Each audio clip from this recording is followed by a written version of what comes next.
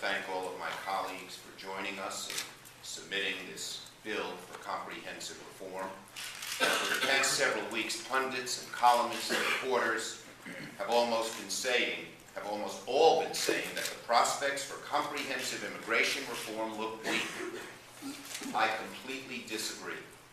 If I did not believe we could accomplish immigration reform, I never would have chosen to accept the Immigration Subcommittee chairmanship. Committees of inaction and legislative backwaters are not places in which I thrive. Please.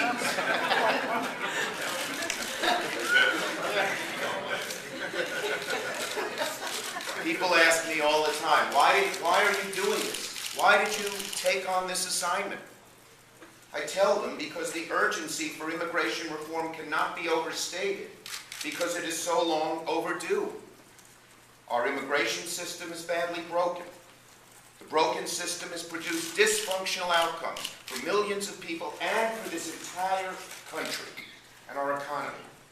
It has created an unsustainable situation where thousands of people cross our southern border illegally each day, while at the same time we continue to see shortages in much-needed occupations like doctors and engineers and agricultural workers. And on the flip side, the fact that we do not have a good, strong federal immigration law has now engendered a disproportional and counterproductive response in Arizona, which has passed a new law that is both ineffective and wrong-hearted.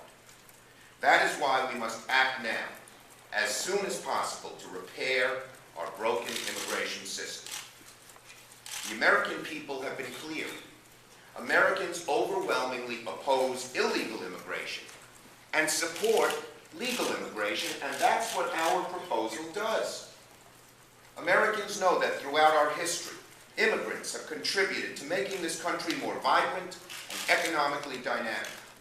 Once it is clear that in 20 years our nation will not again confront the specter of another 11 million people coming here illegally, Americans will embrace more welcoming immigration policies.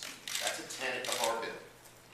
Opponents of immigration reform reflectively say, secure the border first, and then we can talk about what to do about the people already here. That's a talking point, not a serious policy proposal. That will not improve the situation in Arizona or anywhere else. Our framework is fix the border first, but don't just fix the border. Our bill, our framework is a fix the border first bill. It is not a fix the border only bill. We clearly and unambiguously say to the American people, our proposal will require the government to secure the border first before we adjust the status of a single person who's here illegally. Just what many of our colleagues on the other side of the aisle are saying. Our bill is actually tougher on border security than the proposal recently offered by Arizona senators. But unlike the border-only approach, our proposal recognizes that no matter what we do on the border, we'll only succeed in dramatically reducing future illegal immigration by creating an employment verification system that holds employees accountable for knowingly hiring illegal workers. Our framework creates a fraud-proof, high-tech version of the Social Security card every one of us has. New hires must show this card to their employers, who will swipe the cards through a machine to confirm their identity and immigration status. The system will ensure that employers will no longer be able to hire illegal immigrants without facing stiff fines and, for repeat offenders, jail time. Each person's information will be stored only on the card that they carry, so no government database with everyone's information will exist. Nor will the card contain any tracking devices, medical records, or other private information none of us wants the government to have. Now, but we also reform our system to maximize America's prosperity. Our failure to act is perpetuating a broken system that discourages the world's best and brightest to come here and contribute to our economy.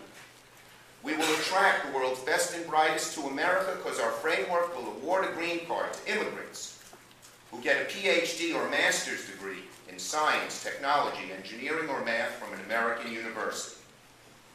And finally, the American people deserve more than empty rhetoric and impractical calls for mass deportation.